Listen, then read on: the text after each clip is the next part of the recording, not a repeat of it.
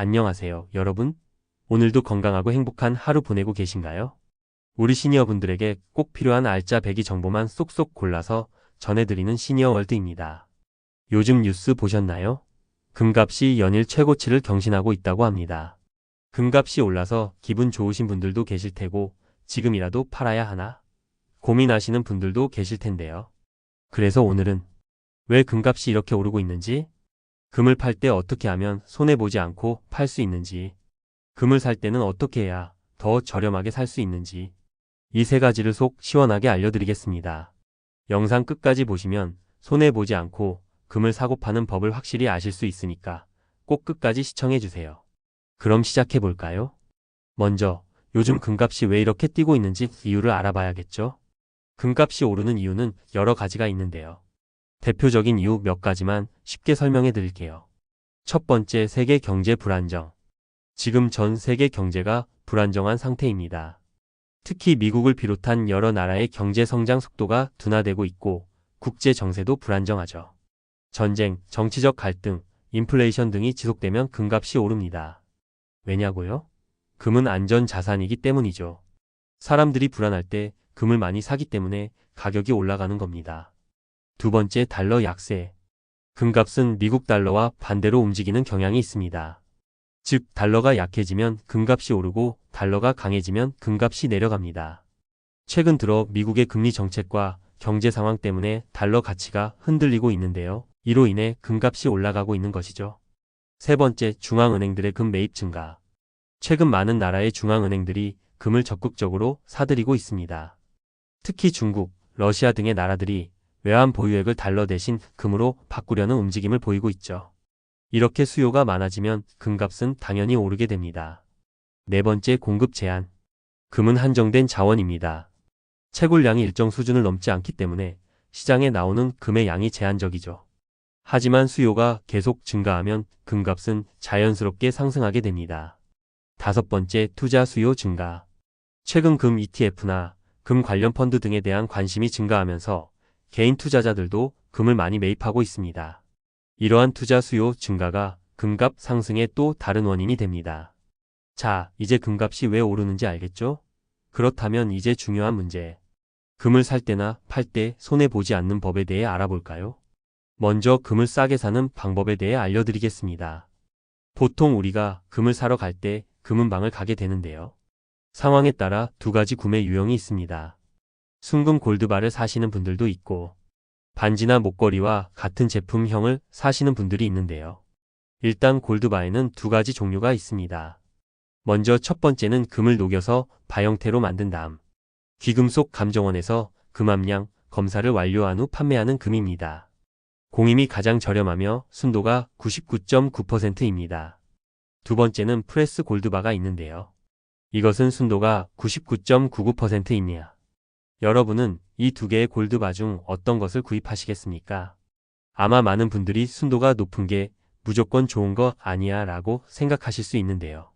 프레스 금형 가공을 했기 때문에 깔끔하다는 장점이 있는 반면 구매 시 바로 공인비가 발생한다는 단점도 있습니다.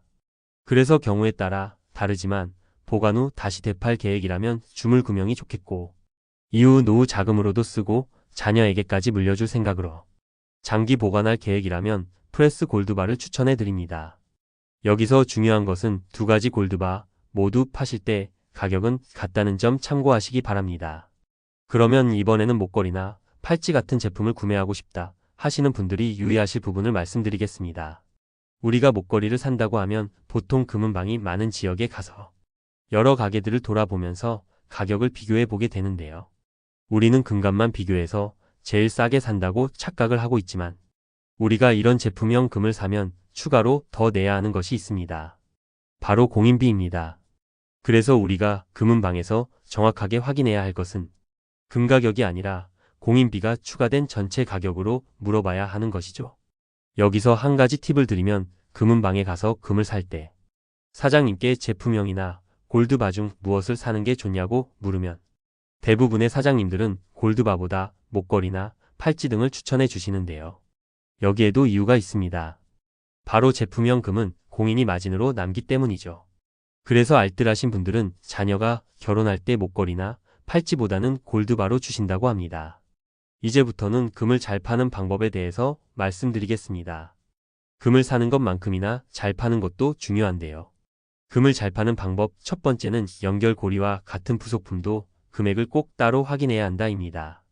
예를 들어 내가 10돈짜리 팔찌를 판다고 했을 때 우리는 제품을 산 지 오래됐다 생각하여 단순히 10돈짜리 순금 팔찌를 가지고 있다 정도로 생각하고 팔게 됩니다. 그러나 우리가 여기서 반드시 기억해야 할 것이 있는데요. 바로 팔찌나 목걸이 등 일반적인 금 제품에는 연결고리가 있다는 것입니다. 팔찌나 목걸이 부분의 연결고리는 보통 24K로 만들면 약하기 때문에 보통은 18K 또는 14K로 만듭니다. 그래서 우리가 순금 10돈짜리 팔찌를 판다고 하면 순금 10돈 값과 함께 부품값도 별도로 꼭 받으셔야 한다는 거죠. 이 가격을 무시할 수 없는 것이 요즘 이런 장식들도 보통 20만 원에서 30만 원 정도 하기 때문에 이런 부분을 모르시는 분들은 손해를 보실 수 있습니다. 그래서 금을 팔 때는 반드시 이런 장식도 따로 계산해 달라고 요구하셔야 합니다.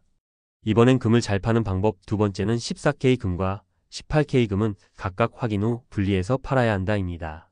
간혹 14K나 18K 금을 파는 경우 내가 가지고 있는 금이 얼마만큼인지 그리고 어떤 게 14K 금인지 18K 금인지 잘 알고 가셔야 합니다. 모든 분들이 그런 건 아니지만 금을 팔 때 간혹 금은방 사장님들이 무게를 18K와 14K를 섞어서 얼렁뚱땅 계산하는 경우도 종종 있기 때문입니다. 그리고 반지나 목걸이 등에 큐빅이 박혀 있다면 물건을 팔기 전 최대한 빼고 가면 좋은데요.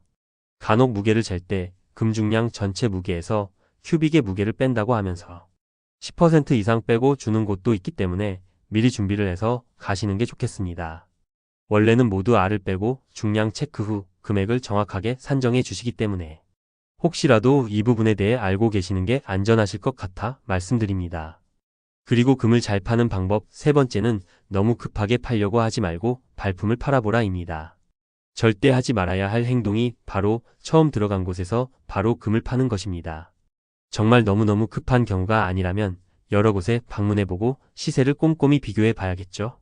그래서 금거래소나 금은방 같은 곳에 내가 사는 가격과 파는 가격을 같이 알아보고 당연히 그램당 단가가 제일 높은 곳에 파시면 되겠습니다.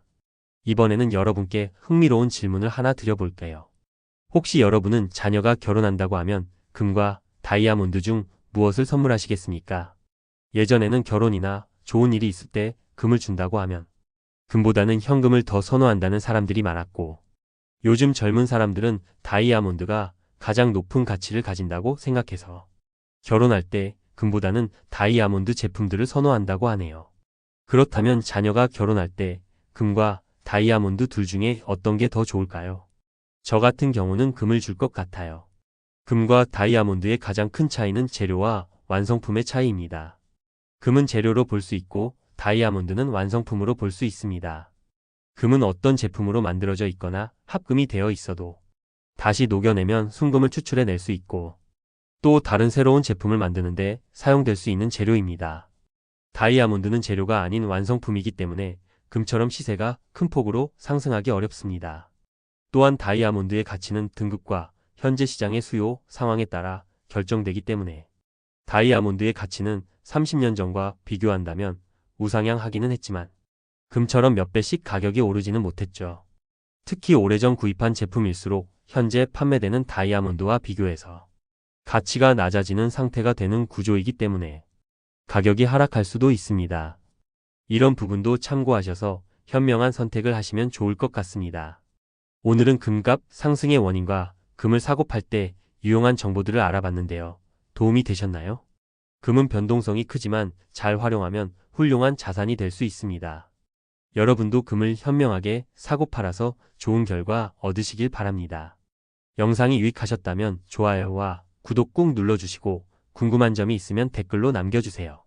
그럼 다음 영상에서 더 유익한 정보로 찾아뵙겠습니다. 건강하시고 행복한 하루 보내세요. 감사합니다.